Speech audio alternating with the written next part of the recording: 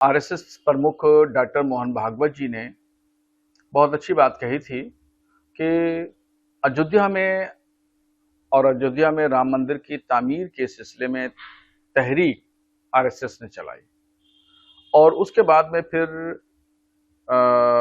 ज्ञानवापी मस्जिद बनारस और शाहिदगाह मस्जिद मथुरा में कोई इरादा नहीं है तहरीक चलाने का। ये स्पष्ट मोहन भागवत जी ने कहा कि हम इस तरह की कोई तहरीक नहीं चलाना चाहते हैं। और दूसरी बात उन्होंने ये कही कि बातचीत के जरिए मसले का हल होना चाहिए, किया जा सकता है। और ये भी अपने लोगों को समझाते हुए कहा कि हर मस्जिद के नीचे मूर्ति तलाश मत करो। तो उस पर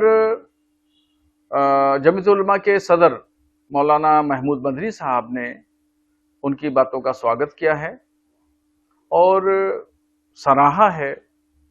और मैंने भी मोहन भागवत जी के बयान की तारीफ की और कहा कि उनका बयान स्वागत योग्य है।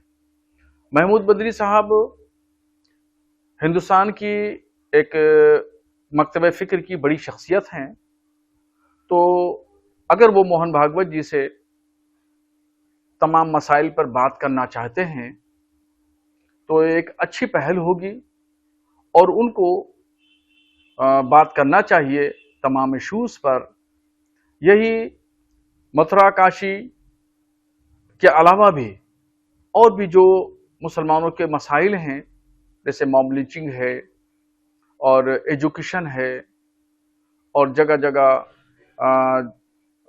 जॉब में मुसलमानों को नजरअंदाज करने वाली बात है और भेदभाव और मकबरों को तोड़ा जाना, मज़ारों को तोड़ा जाना, मस्जिदों और मदरसों पे बुलडोजर चलाया जाना, ये तमाम इश्यूज ऐसे हैं जिन पर बात की जाना चाहिए। आरएसएस से भी बात की जाना चाहिए और हुकूमत हिंद से भी बात की जाना चाहिए। बातचीत के जरिए ही तमाम मसाइल का हल होता है।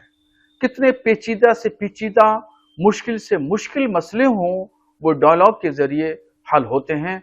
इसलिए मैं मौलाना महमूद मदनी का इस मामले में समर्थन करता हूं। महमूद मदनी साहब ने जो बात कही है कि काशी और मथुरा को लेकर जो है वो टेबल टॉक होनी चाहिए, बातचीत होना चाहिए। मैं समझता हूं कि जब मामला कोर्ट में है तो लिहाजा इसका वेट करना चाहिए कि कोर्ट क्या चीज़ों को एग्जामिन करके क्या किन चीज़ों की निशानदेही करता है। इससे पहले आपने देखा होगा कि आरएसएस के मोहन भागवत साहब ने अभी 100 साल जो मना रहा है जश्न, उसमें उन्होंने एक बात कही थी कि आरएसएस इसमें इन्वॉल्व नहीं होगा, लेकिन जो आरएसएस के लोग हैं वो उसको जो है उनका उस पर अकीदा है, उनका फेथ है, लिहाजा वो आज़ाद है। इससे पहले उन्होंने एक बात कही कि हर मस्जिद में लोगों को शिवलिंग तलाश नहीं करना चाहिए, लेकिन मैं समझता हूँ कि मोहन भागवत साहब के फ़लसफ़े को, उनके डिसएग्रीमेंट वे ऑफ टॉक को समझने की ज़रूरत है।